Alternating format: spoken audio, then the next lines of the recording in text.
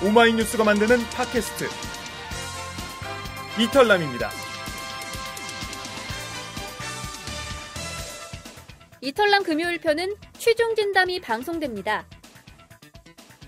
오늘 새로운 뉴스는 뭐죠? 박근혜 대통령의 지지율이 30%대로 가파르게 하락했습니다. 대통령 취임 후 가장 낮은 수치입니다. 세월호 참사와 인사 참사가 영향을 미친 것으로 풀이됩니다. 대한민국 호도 침몰 위기에 내몰렸습니다. 국민들의 분노는 절망으로 변했습니다. 2014년 상반기 한국 사회를 흔든 이슈를 통해 침몰 위기에 내몰린 대한민국호의 오늘을 진단해보겠습니다. 오마이뉴스 사회부 기자들의 리얼 토크쇼 취중진담 지금 시작합니다.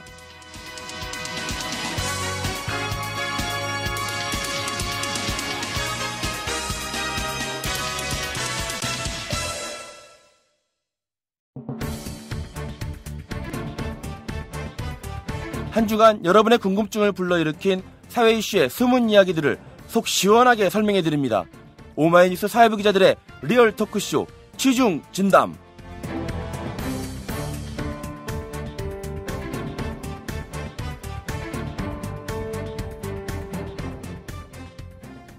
청취자 여러분 안녕하십니까? 오마이뉴스가 만드는 팟캐스트 이털남 시즌3 금요일 순서 취중진담 진행을 맡은 최경준입니다. 희망을 안고 새로운 한 해를 시작했던 것이 엊그제 같은데 벌써 한 해의 반절이 지났습니다. 어떻게 보면 2014년 상반기는 4월 16일 세월호의 침몰과 함께 시간이 멈춰버렸던 게 아닌가 싶네요. 그렇게 훌쩍 시간이 지나가 버리는 동안 이 대한민국에서는 또 많은 일이 있었습니다. 그리고 지금 박근혜 대통령 지지율은 취임 후 최저 수준으로 나타났습니다. 세월호 참사와 그리고 연이은 이 총리 지명자 사퇴, 끝내 정홍원 총리를 유임하는 이런 결정 등이 영향을 미친 것으로 해석이 됩니다. 그러나 이 박근혜 정권의 추락은 이미 예견됐다는 게 중론입니다. 저희 오마이뉴스 사회팀 기자들은 지난 2월부터 이 팟캐스트 취중진담을 통해서 사회 곳곳에서 벌어지고 있었던 이 대한민국호 위기의 징후들을 전해드렸는데요. 돌아보니까 모두 17회에 걸쳐서 청취자 여러분들을 만나 뵀네요. 그러나 취중진담은 오늘 방송을 마지막으로 여러분께 작별 인사를 드려야 할 것 같습니다. 지난 기간 동안 많이 부족한 저희들의 팟캐스트 방송을 애정을 가지고 청취해 주신 여러분께 진심으로 감사드립니다. 자, 방송 시작하기 전에 그동안 저희가 어떤 내용을 전달해 드렸는지 간단하게 한번 살펴보겠습니다. 첫 방송은 김용판 전 서울경찰청장, 지난 대선 댓글 사건의 핵심 관계자였는데 결국 무죄 판결을 받았죠. 그것에 대한 이야기, 그리고 윤진숙 전 해양수사부 장관의 사임, 그리고 또 당시 아주 논란이 됐었던 홍문종 새누리당 사무총장이 운영하던 아프리카 예술가들의 그 노예 노동, 이런 사건들을 첫 방송으로 내보내드렸었는데요. 그 이후에 박근혜 정권의 창조 검찰, 감토 조작 사건의 진실 같은 것들을 보도해드렸었고, 또 그 무소불위 국정원 브레이크는 없다라는 그런 긴급 자담회도 저희들이 방송했던 것 같습니다. 우리 김도균 국방 담당 기자가 특종을 했었던 기사인데요. 29살 여군 대위에게 벚꽃 엔딩은 없었다라는 제목의 방송이었습니다.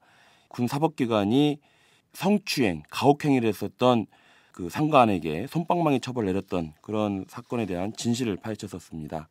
이후에 KBS 갈등 사태라든가, 그리고 언론인들의 그 막말 사례들, 이런 것들도 좀 보도를 해드렸었고, 이런 것도 있었죠. 그 불법 사찰 증거인멸의 진실을 고백한 블루게이트 저자 장진수 전 주무관을 녹음실에서 같이 만났었던 기간도 있었습니다. 예, 지금까지 오마이뉴스 사회팀이 2014년 상반기 동안 방송했었던 이 취중진담 내용들을 한번 살펴봤습니다. 자, 그래서 오늘 방송, 마지막 방송은 그동안 현장에서 취재했었던 기자들과 함께 취재 뒷얘기, 다 하지 못한 이야기들을 한번 나눠보는 시간을 가져보려고 합니다.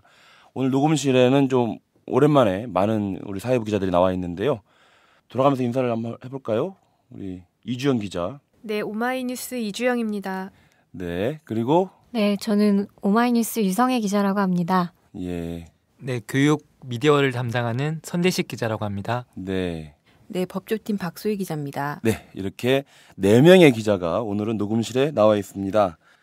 자, 마지막 방송이니만큼 더 이제 앞으로 할 기회가 없을지 모르니까 이제 말을 많이 해야겠네요. 말을 많이 하시고 적극적으로 그 좋은 내용들을 청취자들에게 전달해 주시기 바랍니다.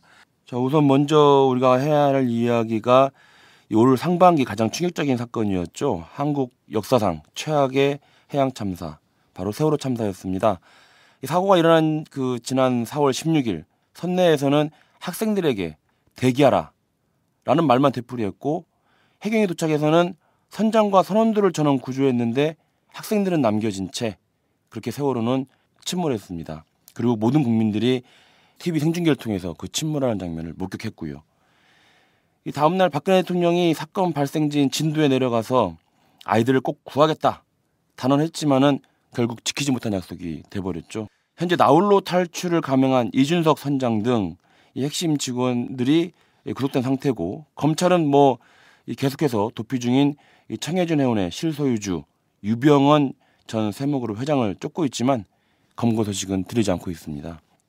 이 사건을 우리 사회부 기자들이 많이 취재를 했었는데, 특히 유성애 기자가 다음 날 4월 17일부터 주로 안산, 단원고 취재를 했었고요. 그죠?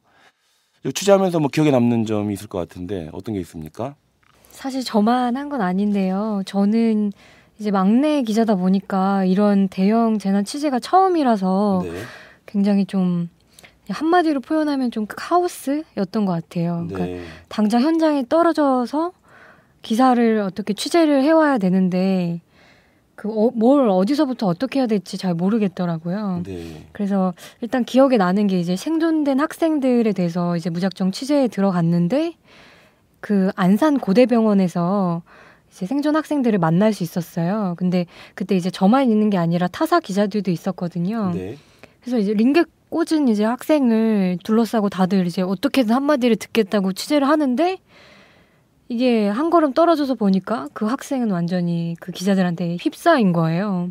그래서 그 기자들은 열의에서 하는 것이 있겠지만 취재를 당하는 사람들은 굉장히 좀 큰 아픔, 고통이 될 수 있겠네요. 네, 상처가 될 수 있겠다 이런 생각이 들어서. 이 말 사실 우리 유성애 기자가 막내 기자인데, 이건 선배 기자들, 좀 취재 경험이 있는 기자들이 가서 취재를 한다 하더라도 굉장히 어려운 취재였을 겁니다. 특히 또 워낙 참혹한 현장이다 보니까 그 사건 자체만으로도 감당하기 힘든 상황이었고, 거기에 이제 피해자들을 취재하려고 하다 보면 그래도 오마이뉴스는 그런 이 취재 윤리나 이런 것들 잘 지키려고 노력을 했는데 그것조차도 쉽지 않은 상황이 계속 이어졌었고요. 특히 유족들 취재하는 것도 굉장히 많이 힘들지 않았습니까? 네, 제가 사실상 이런 장례식장이나 좀 유족 취재가 처음이었어서 제 나름대로는 되게 조심스럽게 대한다고 대했는데, 그래도 어쩔 수 없이 상처를 줬던 것 같아요. 그래서 한 번은 그 희생학생 이름과 그 희생학생의 언니의 이름을 헷갈려서 제가 전화로 취재하다가 그 희생학생의 이름을 부르면서 그 사람 맞죠? 이렇게 얘기를 한 거예요. 그래서 그 언니가 굉장히 싸한 목소리로 저 누구누구 아니라고, 저는 다른 사람이라고 이렇게 얘기를 하셨는데, 그때 굉장히 당황했던 기억이 나고요.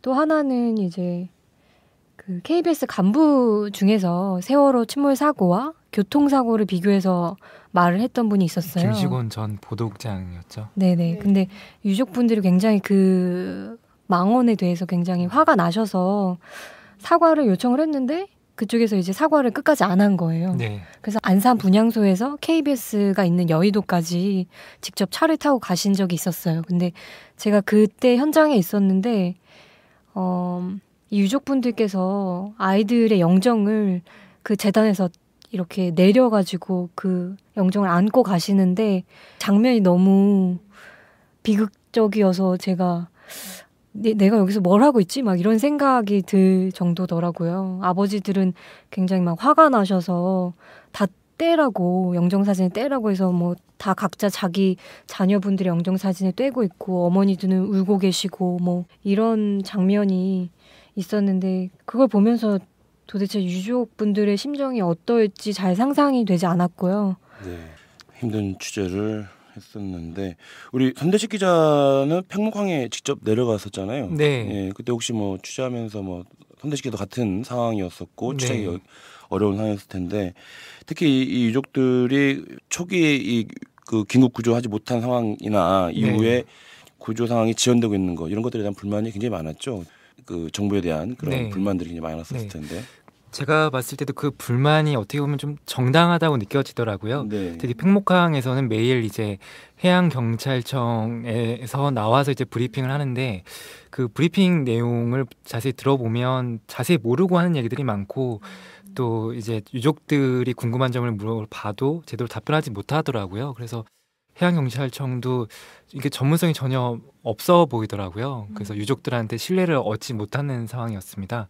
이제 그러다 보니까 뭐 해양경찰청이나 해양수산부에서 뭐 장관이니 뭐 청장이니 오면 유족들이 둘러싸고 항의하고 이랬었는데요. 참 그 아수라장이 아직도 좀 기억이 나는 것 같습니다. 참 지금 생각해도 먹먹하고요. 네. 정부의 대처도 굉장히 무능하고 미비했지만은 사실 그 상황을 보도한 언론들, 저희를 포함해서 언론들의 보도 형태들도 문제가 많았었습니다. 그때 이제 지나친 이 속보 경쟁하다 보니까 네. 정부의 발표에만 의존하게 되고 그리고 또는 추측성 보도로 국민들이나 특히 유가족들을 혼란스럽게 만들고 상처를 또 주고 또 주게 하는 그런 보도들이 많았기 때문에 그런 거에 대한 반성도 사실 필요한 부분인 것 같아요. 네. 세월호 참사에 대한 취재가 어떻게 보면은 올해 상반기에 가장 큰 우리 기자들에게는 큰 일이었던 것 같고요. 사실 세월호 참사가 발생하기 전에 한국사회에서 가장 중요한 사건은 지난 대선 당시 국정원 대선 개입 사건이 계속 이어지고 있었던 거잖아요. 그죠? 그 재판이 계속 이어지고 있었는데 우리 박소희 기자가 당시 법조 취재를 하면서 여러 가지 기억들이 좀 있을 것 같아요. 어떤 게 좀 있었어요?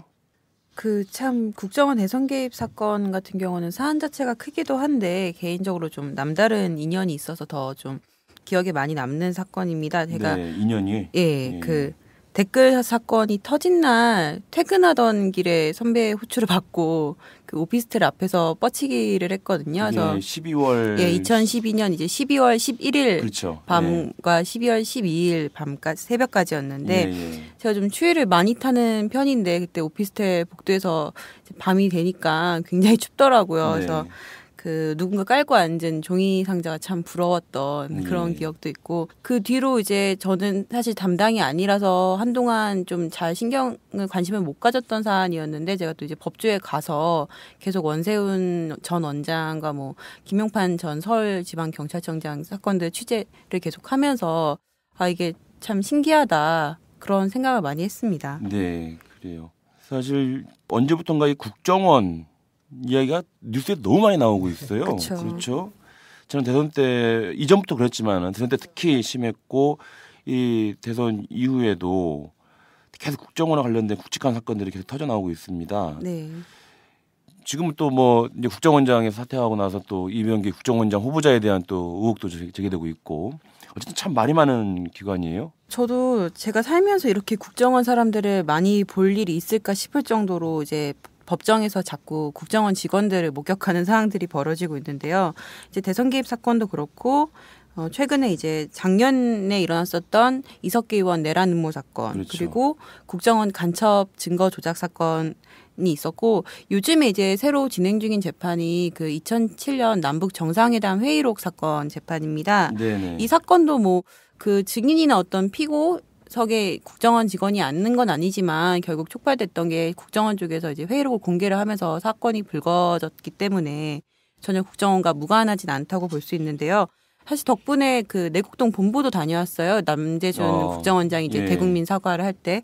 근데 뭐 개인적으로 이런 상황 자체가 바람직해 보이진 않습니다. 어쨌든 국가의 중요한 기관이 안 좋은 일로 자꾸 사람들 입에 오르내리는 게 그 제 역할을 못한다는 또 다른 의미가 되지 않을까 싶어서 많이 좀 안타깝기도 하고 아쉽습니다. 그렇죠. 사실 이 박근혜 정부의 국정 난맥상의 또 중요한 원인 중에 또 하나를 이 국정원이 또 담당하고 있어서 국정원이라는 역할이 바로 이 정권의 어떤 그런 걸 보좌하는 것인데 오히려 마이너스 효과를 내고 있는 거죠. 어쨌든 간에 기자 개인으로서 보자면 굉장히 중요한 현장을 지금 목격하고 있는 거 아닙니까? 그렇죠. 그래서 더 많이 하게 되는 생각이 기사를 정말 잘 써야겠구나. 그렇죠.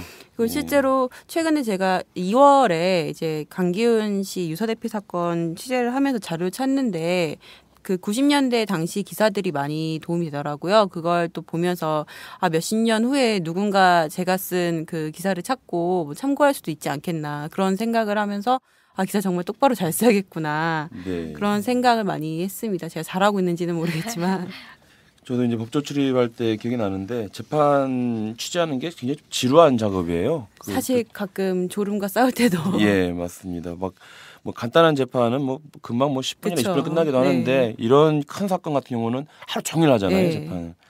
또 같은 얘기 반복하기도 하고. 네. 예. 그렇게 바쁘게 일을 하고 늦게까지 일을 하면 남편이 싫어하지 않나요? 또 최근에는 참 세월호 재판 때문에 네. 광주도 지금 직접 내려가잖아요. 네. 광주지법에도 네. 내려가는데. 근데 뭐 저희 남편은 제가 바쁜 걸 좋아해서요. 네. 남편이 바쁜 걸 아내가 바쁜 걸 좋아해요. 네, 바쁘면 일단 본인이 자유롭고 아. 그리고 또 이렇게 바빠서 잘 못 봐야지 애정이 더 샘솟는다고. 근데 신혼이면 좀 같이 붙어 있고 싶어 하지 않나요? 제가 좀 그런데. 그러니까. 네. 저희는 뭐 예. 네, 저희는 다른 것 같습니다. 예. 박세희 기자도 결혼 이제 얼마 안 됐죠 아직. 네, 아직 1년이 안 됐는데 한 10년 된 것 같네요. 야, 좀 심각한데 그. 네, 그만큼 편안하고 친숙하고. 네, 그래도 2년, 5년도 아니고 10년이라고 할 줄이야. 네, 저희는 이제 연애를 오래 했으니까. 예. 꽤 오래 하다가 결혼을 했죠. 네. 예.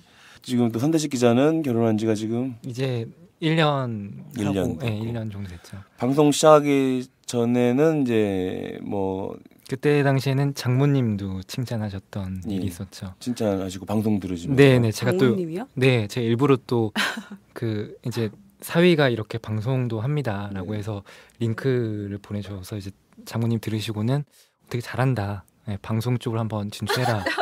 이렇게까지 얘기가 나왔죠. 이 사위 사랑은 장모 사랑이라는. 네.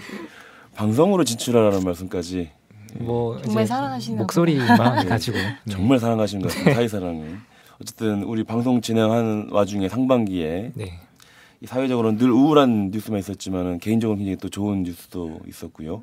네, 뭐 이제 아내가 임신을 하게 돼가지고요. 애 아빠가 됩니다. 선대식 2세를 네. 곧 출산이 언제죠? 네, 12월입니다. 12월이니까 뭐 나중에 또 다른 어떤 프로그램을 가지고 방송을 할 때 또 네, 이제 자녀분에게 또 자랑스러운 아빠가 되기 위해서 더 열심히 해야겠죠. 예. 그렇습니다. 저희들이 현장에 나가서 일을 취재를 하고 그리고 그 취재한 내용과 그리고 보도하지 못한 내용까지 다 가지고 와서 취중진담이라고 하는 팟캐스트 방송을 그동안 만들어 왔는데요. 쉽지는 않았지만 잘 만들어 보려고 노력을 했는데 또 많이 부족했던 것 같습니다. 우리 기자들 취재하면서 들었던 여러 가지 뒷얘기들을 지금 함께 들어보고 있습니다.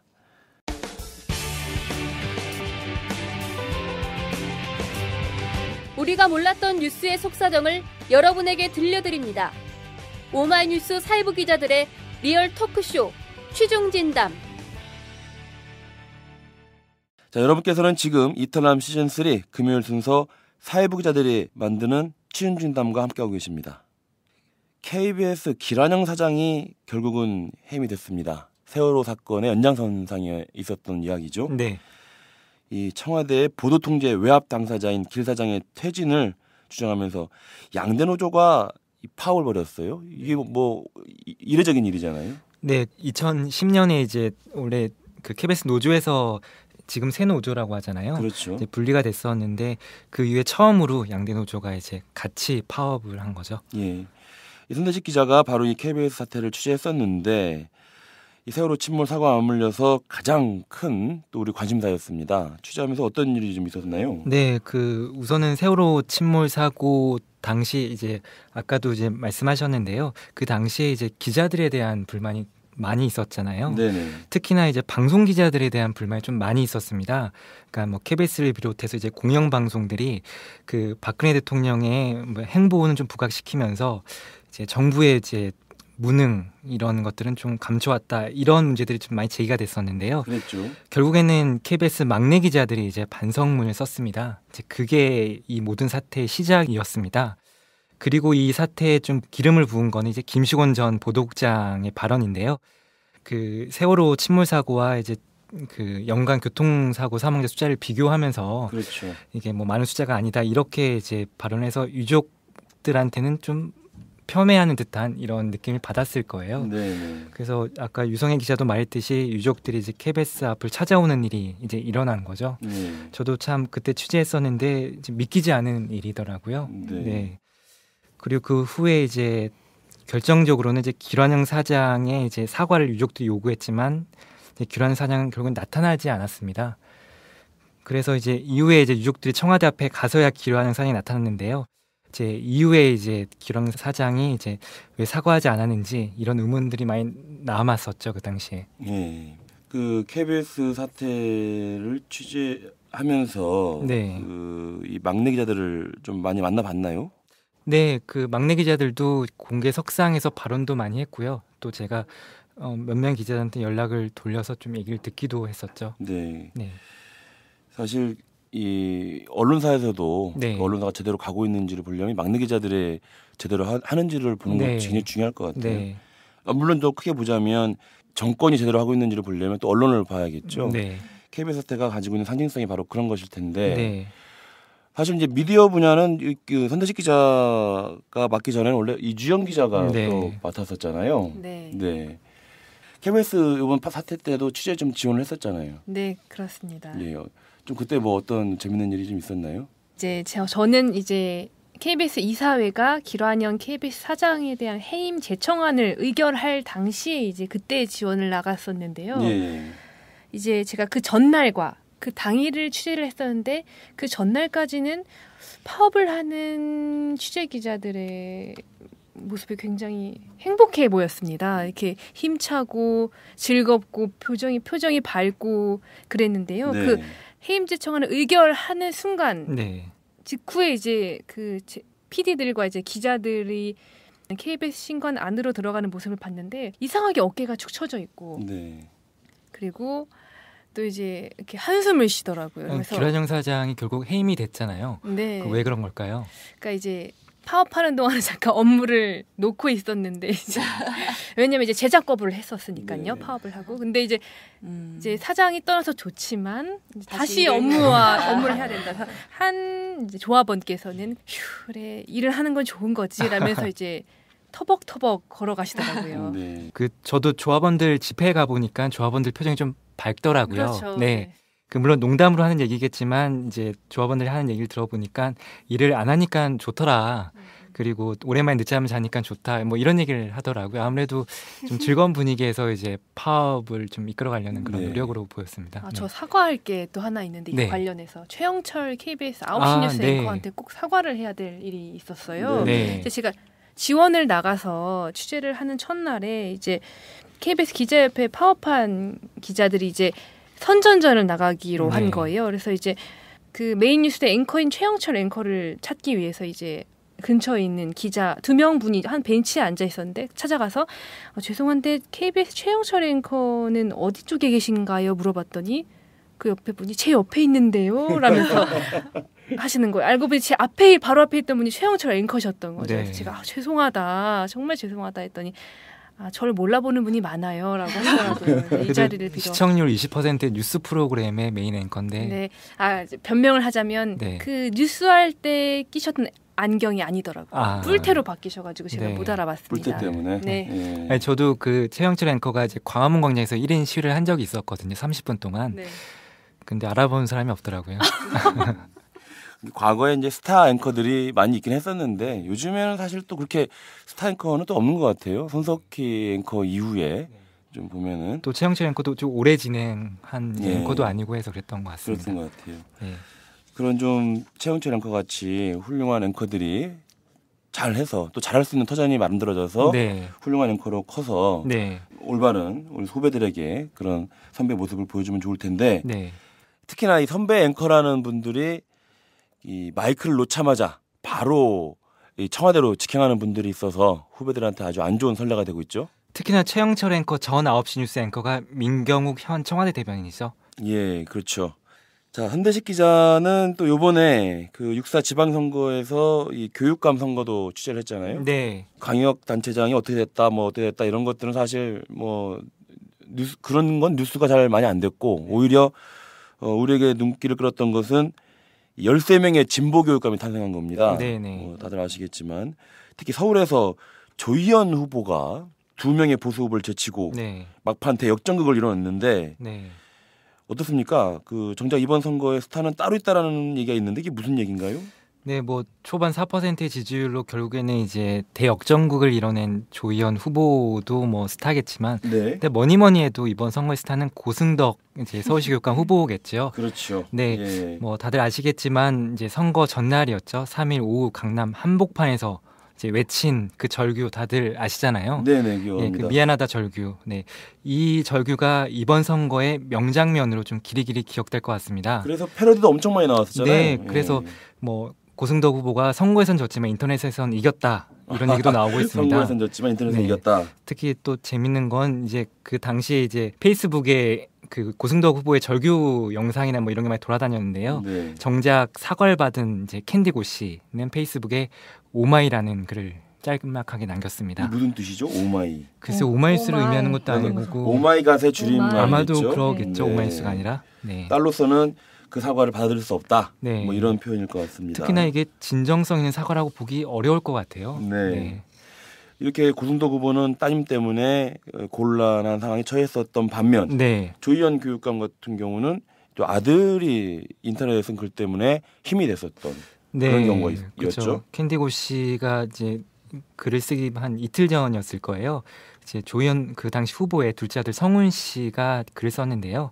자, 아버지를 지켜봐 왔는데 이제 교육감이 돼서도 부정을 저지르거나 이제 돈을 쫓는 일은 없을 것이다.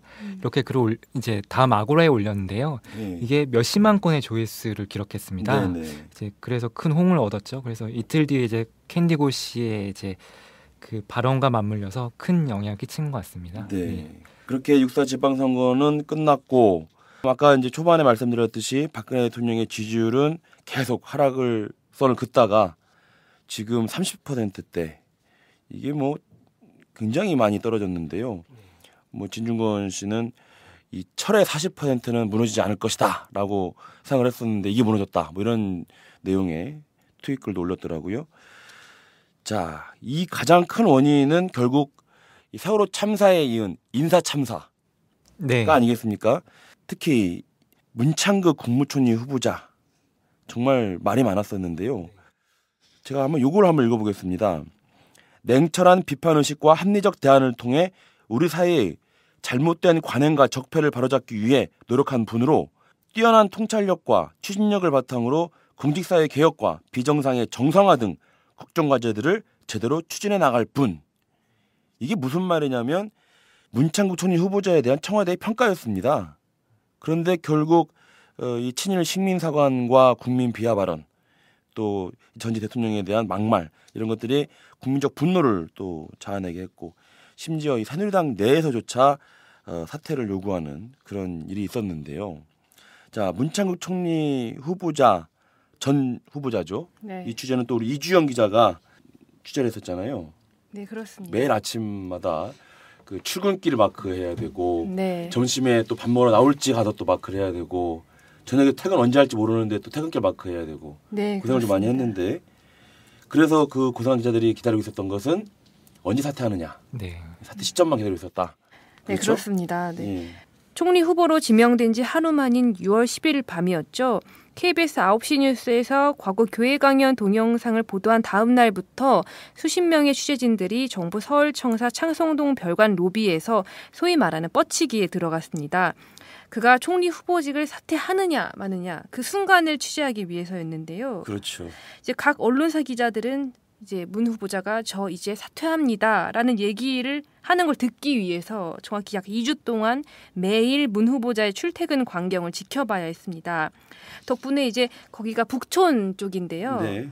평소에 손님이 없어가지고 한산한 카페들이 굉장히 많아요. 그런데 이 2주 동안은 자리가 없을 정도로 카페들이 잠깐의 성수기를 맞는 진풍경이 벌어지기도 네. 했고요. 또 이제 장시간 동안 뻗치기를 해야 되다 보니까 별관 로비에 이제 캠핑 의자들이 네. 등장하기도 했습니다. 기자들이 앉아 있는 캠핑 의자. 그렇습니다. 네. 그 기자들 노트북에는 이제 이 문창극 후보자의 사퇴를 선언하는 기사가 이미 쓰여져 있었겠네요. 네, 그 엔터키만 누르면 기사 날아갈 수 그렇죠. 있도록. 이제 하루하루 지날수록 날짜만 바꾸면. 날짜만 바꾸면서 그렇게 참 오래 버텼습니다. 2주 동안 버텼는데 네. 문창극 후보자가 어쨌든 언론 출신 아닙니까? 그렇습니다. 중앙일보 대기자 출신. 대기자 출신이죠. 중앙일보의 대기자. 그런데 오히려 이 문창극 후보자가 기자한테는 이게 뭐 호의적이지 않았다라는 얘기가 무슨 얘기죠? 네, 기자들을 후배라고 부르면서 반말로 성의 없는 답변을 일관하거나 질문을 회피하는 건 뭐 이미 다 알려진 사실입니다. 그렇죠. 사실 예. 이제 하느님의 뜻이란 발언 논란 이후에 정치권에서 사퇴 압박이 거세질 때부터는 아예 기자들을 상대로 호통을 치기도 했습니다. 네. 이제 자신에게 쏟아지는 보도를 두고 20분 동안 일장 연설을 늘어놓기도 했는데 이제 그때 이제 저널리즘이 뭔진 아냐, 왜 보도를 그렇게 하냐, 제대로 안 하냐 이런 호통이었어요. 네. 근데 이제 기자들의 반응은 썩 좋지 않았습니다. 네. 이제 주로 문 후보자가 했던 얘기가 사실 확인을 제대로 하고 써야지 않느냐 하는 내용이었는데 그렇게 꾸짖어 놓고는 정작 기자들이 사실 확인을 하기 위해서 질문을 던지려고 하면 그 기회는 주지 않고 도망치듯 자리를 뜨기 일쑤였습니다. 그렇기 때문에 이제 문 후보자에게 질문을 던지기 위해서 20분 동안 말을 끊지 않고 참던 기자들은 한마디로 바보가 된 거죠. 네. 질문하려고 20분 동안 참고 기다렸는데 그냥 가버렸으니까요. 네. 그러다가 다음날 출근길에는 문 후보자가 이렇게 얘기했습니다. 오자마자 어제 제가 그냥 가니까 많이 서운했죠. 일방적인 기사에 그동안 제가 얼마나 서운했겠어요. 앞으로 역지사지로 합시다라고 이렇게 얘기를 하더라고요. 놀리는 거예요. 경주고 약주고. 네, 그래서 이 뒷목이 뻐근해지더라고요. 네. 문창극 전 후보자의 별명이 멘탈 갑이다. 뭐 같은 맥락의 얘기인가요? 그렇습니다. 청와대가 문 후보자 임명 동의안 재가를 연기한 시점부터 예. 이제 정치권에서는 사실상 문창극 카드가 버려진 게 아니냐는 얘기가 나왔는데요. 네. 그럼에도 문 후보자는 굉장히 당당한 모습이었습니다.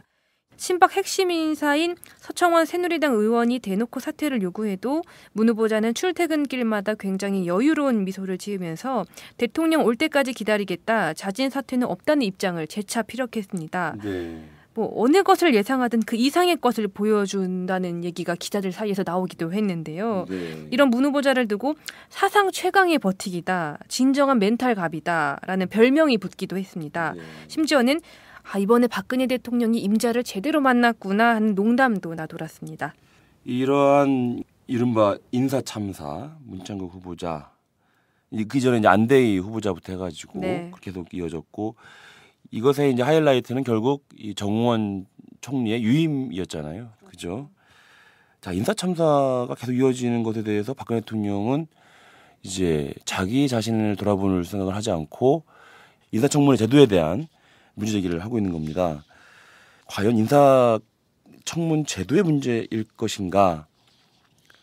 문제가 뭐라고 생각하십니까, 한대식 기자는? 제가 봤을 땐 박근혜 대통령이 제일 문제라고 봅니다. 그렇죠. 네. 예. 누가 보더라도 좀 문제가 많은 분들인데 이분들을 이제 국무총리 후보로 선택한 건 좀 제대로 된 선택은 아니었다고 봅니다. 지금 뭐 장관 후보자들 인사청문회를 앞두고 있긴 하지만 자, 간단하게 이 청와대에서 검증해 볼 수 있는 것조차 검증이 안 되고 지금 다 지명이 된 거 아닙니까? 네네. 예. 그래 놓고 자기들은 검증조차 제대로 못 해놓고 왜 이렇게 신상을 터냐, 먼지 털어서 안 나는 사람이 누가 있냐 네. 라는 식으로 항변을 한다면 과연 그것을 납득할 만한 국민들이 또 얼마나 있을까라는 생각을 해봅니다. 특히나 뭐 새누리당이 야당이었을 때 이제 노무현 정부 당시였죠. 그때 이제 인사 검증했던 걸 보면 참 이게 역지사지가 정말 필요하다고 그렇죠. 봅니다. 예. 2014년 상반기 이 대한민국호를 침몰 위기에 내몰았던 이런 이슈들을 지금 녹음실에 나와 있는 사회부 기자들이 취재를 했고 그 기자들로부터 뒷얘기들 한번 들어봤습니다. 자, 오프닝 때도 말씀을 드렸지만 오늘 방송이 마지막입니다. 취임진담은 오늘 방송을 끝으로 여러분과 인사를 나누게 됐는데요. 그렇다고 해서 완전히 마지막은 아닙니다. 올해 상반기 동안 방송하면서 이 문제점으로 지적됐던 것들 그리고 저희들 좀 더 보완해야겠다라는 것들 또 새로운 아이템이나 프로그램들 이런 것들을 가지고 좀 더 새롭고 알찬 이 방송을 가지고 다시 여러분들을 찾아뵐 것을 약속을 드립니다. 자, 그런 의미에서 오늘 녹음실에 나온 기자들 오늘 마지막 방송인데요. 나름 소회가 있을 것으로 보이는데 자, 그리고 또 다음에 방송을 한다면 어떤 방송을 해보고 싶다 이런 바람도 있을 것 같습니다. 뭐 한마디씩 해볼까요? 우리 유성애 기자부터. 생각을 해봤는데 좀 수다를 떨면서 편하게 할 수 있는 예. 팟캐스트를 해봤으면 좋겠다는 생각이 들었어요. 네. 그래서 본격 벗기는 팟캐스트? 벗기는 팟캐스트. 벗고 하는 팟캐스트. 근데 이제 벗고 하는 팟캐스트? 예, 좀 오해 구조가 있습니다. 네. 그러니까 취재원하고 목욕탕에서 이렇게 좀 편하게 인터뷰를 해볼 수 있을까라는 생각을 해봤어요. 근데 목욕탕에서 녹음을 할 수가 없어서. 근데 그 KBS에서는 해피투게더 이런 방식. 네, 그렇죠. 아, 네네. 사우나실에서. 뭐 동성이라면 정말로 뭐 이렇게 목욕탕에서 서로 때를 밀어주면서 할 수도 있을 것 같고, 네. 아니면 이성이라면 그냥 이렇게 찜질방에서 계란을 까먹으면서 서로 이렇게 편하게 얘기를 한다면 굉장히 진솔한 얘기들이 나오지 않을까. 네, 그런 생각을 그래요. 해봤습니다. 뭐 한번 고려를 해보겠습니다. 네. 현대식 기자는 어떻습니까? 네, 참 많은 이제 생각들이 좀 떠오르는데요. 특히나 제가 그 처음에 할 때 그리고 여러 차례 방송을 하면서 좀 인사도 제대로 안 되더라고요. 예. 그만큼 좀 방송에 좀 맞지 않나 싶었는데 시간이 갈수록 제가 좀 방송을 잘한다는 느낌도 많이 받았습니다. 그래서 잡복을. 그래서 이번에 이제 1차로 마무리가 되지만 앞으로 한다면 더 잘할 수 있겠다는 생각이 들더라고요. 네. 그래서 다시 한번 이제 팟캐스트로 좀 찾아뵙게 된다면 정말 편안하게 청취자들과 함께 할 수 있는 방송을 만들고 싶습니다. 혹시 롤 모델을 혹시 정봉주 전 의원으로 삼고 있나요? 아니면 제 롤모델은 손석희 현 JTBC 보도부문 사장입니다. 예, 그렇죠. 그렇게 하셔야죠. 박소 기자는 어땠습니까? 네, 저 같은 경우는 이제 법조 취재를 하면서 좀 힘들고 몸적으로 힘들었던 상황들도 많았지만 그 판결문 같은 거 보면은 가끔 멘붕 올 때가 있거든요. 용어가 너무 어려워서. 그래서 뭔가 그 사안 자체의 어떤 내용들도 있지만 정말 일반 시민이 보기에도 어떤 이해하기 힘든 판결문 내용이라던가 뭐 그런 것들을 조금 더 다가가기 쉽게 얘기를 하면 더 좋지 않았을까라는 아쉬움이 남고요. 앞으로 뭐 다음 기회를 기약하면서 물러가겠습니다. 네. 이주영 기자도 할 말이 좀 많이 있을 것 같은데 어땠나요? 이제 근데 별로 출연한 게 제가 한 3번밖에 오늘 포함해서 3번밖에 없고 그리고 이제 뭐 주요하게 얘기했던 게 없어가지고 이제 제가 취재했던 거를 좀 재미있게 그리고 좀 더 많은 뉴스를 담아서 얘기해드리지 못한 점이 좀 아쉽고요. 다음에 한다면 취재 기자를 하면서 많이 먹으러 돌아다니는데 이제 그런 맛집 소개를 물론 이제 맛집은 보여드리는 게 중요하지만 하지만 소리로 얼마나 표현해드릴 수 있느냐 말로. 네네. 이제 현장에서 취재하다 보면은 급하게 빨리 밥 먹어야 될 때 이제 간단하게 밥 먹을 수 있는 식당을 찾기도 하지만 사실 그렇게 찾아다니다 보면은 이제 이 집 정말 맛있구나 하는 기자들이 소개하는 맛집 네. 괜찮을 것 같습니다. 예. 그것만 메인으로 해서 한번 프로그램을 만들어 볼까 생각도 해보고요. 특히나 소리로 보여준다는 게 참 기대가 말로 되네요. 표현을 하는 거죠. 그 맛을. 네. 먹방을 라디오 먹방을 어떻게 해야 되는지 먹어야죠. 우리 강현준 PD의 몫일 것 같고요. 예, 그렇습니다. 그 2월 17일부터 저희가 시작했었고 지금 이제 18번째 방송입니다. 사실 많이 부족했죠. 많이 부족하고 왜냐하면 첫 방송 때 말씀드렸지만 전부 방송을 해본 경험이 없는 아마추어들이다 보니까 변명하자면 많이 부족했습니다. 그러나 늘 방송할 때마다 좀 더 재밌고 그리고 알찬 내용을 전달해드리기 위해서 노력했던 것 같습니다. 특히 방송을 하면서 느끼는 거지만은 박근혜 정부가 좀 더 국민들을 좀 편하게 살 수 있도록 좀 잘 해야 되지 않을까라는 생각을 많이 했습니다. 그래서 끝으로 이 존 F 케네디가 남긴 명언 하나를 소개해드리겠습니다. 국가는 시민의 하인이지 주인이 아니다. 그렇습니다. 위정자들이 시민을 하인으로 생각하는 순간 그건 정상적인 국가가 아니죠. 박근혜 대통령이 대한민국을 정상적인 국가로 만들기를 바라겠습니다. 자, 클로징 멘트를 할 차례입니다. 늘 이 말씀을 드릴 때마다 진심을 담아야겠다는 각오를 해봅니다. 다시 말씀드리지만 저희가 하고 있는 이 방송은 10만인 클럽 여러분의 후원으로 제작되고 있습니다. 항상 감사드립니다. 참여 방법은 오마이뉴스 홈페이지에 접속하시거나 02-733-550으로 전화 주신 후에 내선 번호 274번을 누르시면 참여하실 수 있습니다. 이탈남 시즌3 금요일 순서 사회부 기자들의 취중진담 7월 첫째 주 그리고 마지막 방송을 이것으로 마치겠습니다. 지금까지 진행의 최경준, 제작의 강현준이었습니다. 그동안 청취해주신 여러분 감사합니다. 안녕히 계십시오.